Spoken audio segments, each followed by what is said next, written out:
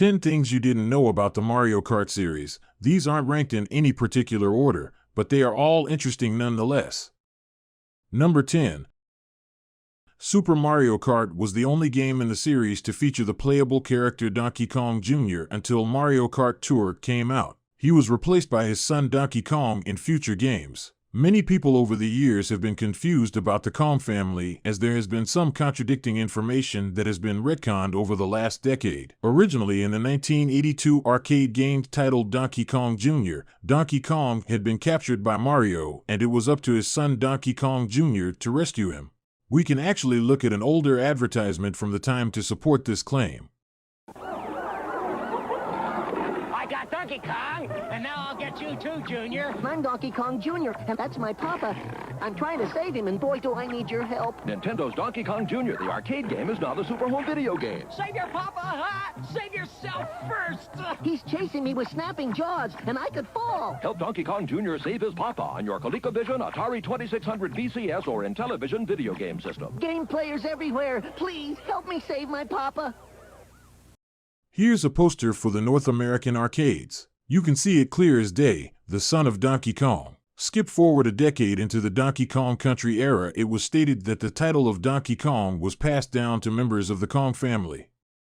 We also get references to the arcade titles and dialogue from Cranky Kong in Donkey Kong Country 2 for the Game Boy Advance, where he makes reference to the original Donkey Kong arcade game by saying he was whisking maidens and tossing barrels 7 days a week, when discussing how he was much more hard-working than Diddy. However, this confusing bit of lore was later retconned in 2017, where an officially licensed guide stated that Donkey Kong Jr. is the son of Cranky Kong and the father to the modern-day Donkey Kong.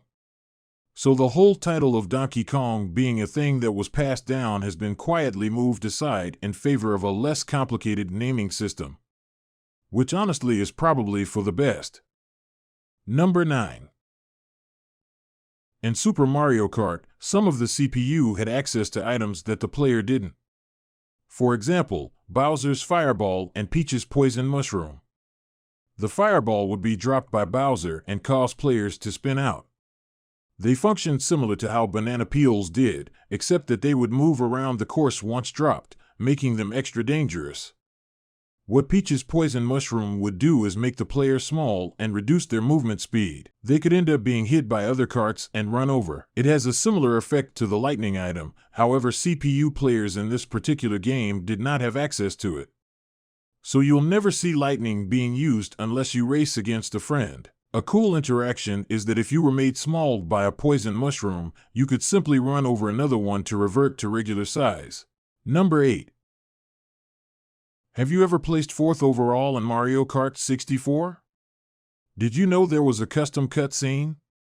Coming 4th is actually pretty difficult in Mario Kart 64 because of how the racing system works. If you place too low, the game will force you to restart the race.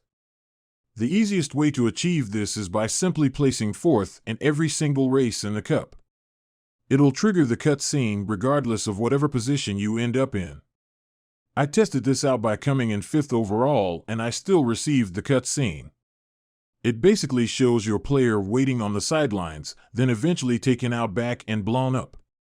I'd hate to think what happens to the people who come in 8th place off screen if this is the treatment you get for just missing out on the podium.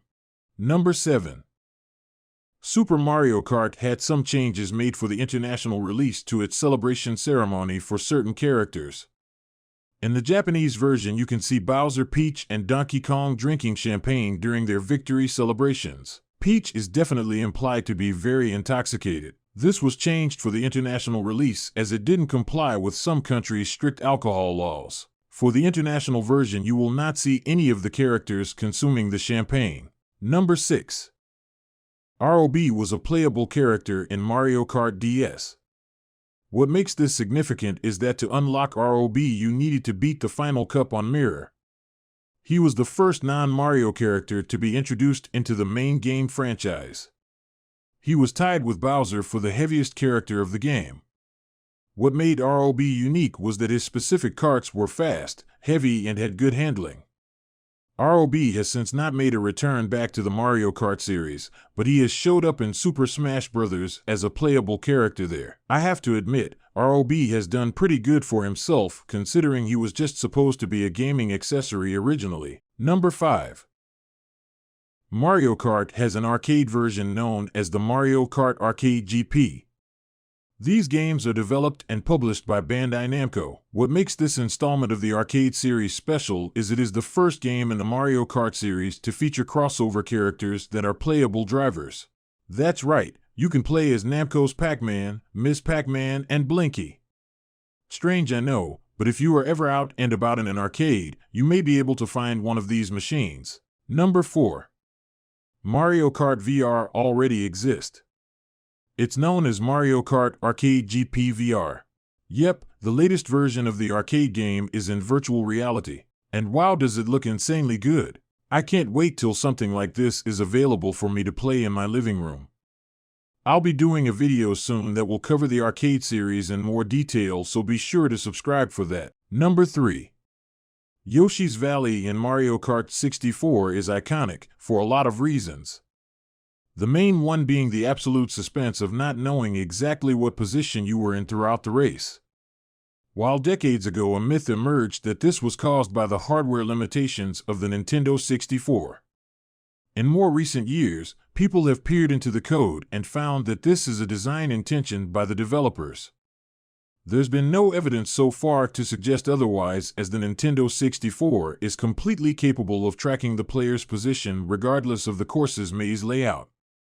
This is especially obvious when you see players being hit by a shell and their question mark rotating on the top of the screen when playing the course in single player.